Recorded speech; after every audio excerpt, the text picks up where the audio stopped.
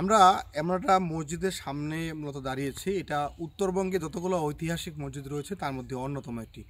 এটাকে সিন্ধুন্না শালবাড়ি জামে মসজিদ। এটি প্রায় ৭০০ বছরের পুরনো।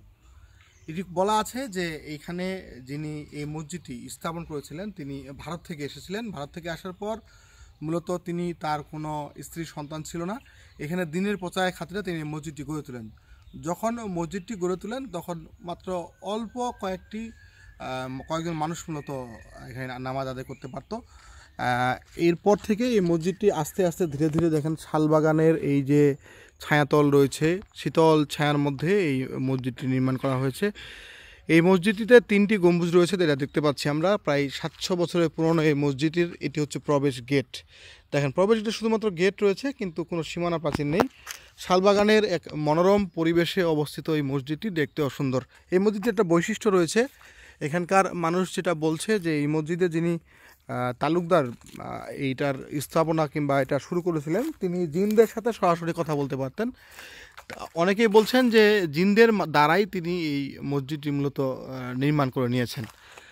এটি প্রথমে যেটা ছিল, যে আমি যদি একটু ভিতরে দেখাই মসজিদটির, এই যে প্রথমে মাত্র অল্প কাতার ছিল, ওইটুকুতে নামাজ আদায় করা হতো। এই যে সেই মসজিদ। আর এখন সেটি বানানো হয়েছে, প্রায় ৫০০ থেকে ৭০০ মুসল্লি এখানে এখন নামাজ আদায় করতে পারে। মসজিদটির সামনের ভাগ থেকে যদি আমি আপনাকে দেখাই, দারুণ এক মনোরম পরিবেশে অবস্থিত মসজিদটি। মসজিদে আসার পরে আমরা এই বারান্দাতে মূলত দাঁড়িয়েছিলাম। এই বারান্দার শীতল ছায়া, অর্থাৎ শীতল যে পরিবেশ, আপনাকে মুগ্ধ করবে। এই হচ্ছে সেই মসজিদের মূলত ভিউ।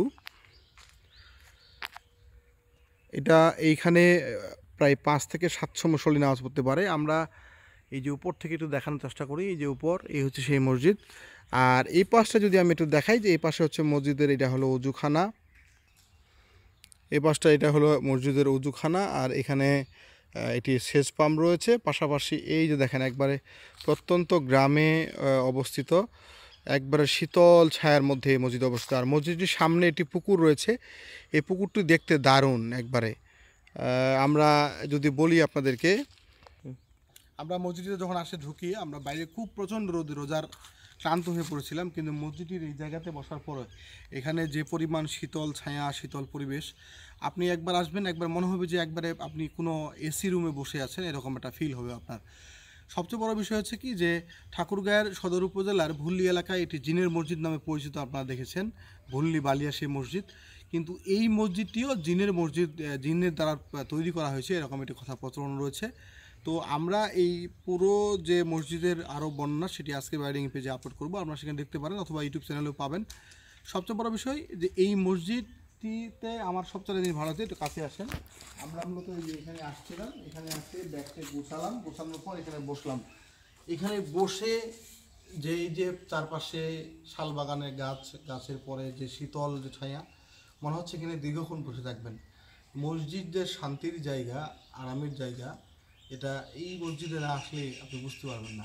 একজন ৭০০ বছরের পুরনো ইতিহাস, ঐতিহ্য, সব কিছু স্মৃতি বিজড়িত এই ঠাকুরগাঁ সদর উপজেলার যে শালবাগান গ্রাম রয়েছে, তার সীমান্ত, এবং রানীশঙ্কল উপজেলার ন্যাকপরদ হয়ে যে রাতন ইউনিয়ন রয়েছে, রাতন ইউনিয়নের সিন্ধুন্না গ্রামের সীমান্ত, একবারে মধ্যবর্তী জায়গায় এটি অবস্থিত। আপনারা আসতে পারেন। মসজিদটি এখন আমরা যখন আসছি তখন একটু বন্ধ, কারণ কিছুক্ষণ পরে আসর আজান দিবে। আমরা মূলত বাড়িতে গিয়ে যদি ইফতার করবো, আমরা আজকে নামাজের শুটিংটা আপনার নাম নিলাম। তবে তারপরে আপনারা ঘুরে আসতে পারেন। সকলেই ধন্যবাদ জানাচ্ছি। আর কে মূলত কোন জায়গা থেকে, এই যদি কেউ দেখেন এই মসজিদটি, তাহলে কমেন্ট সেকশন জানাবেন যে আমিও দেখতে গেছিলাম।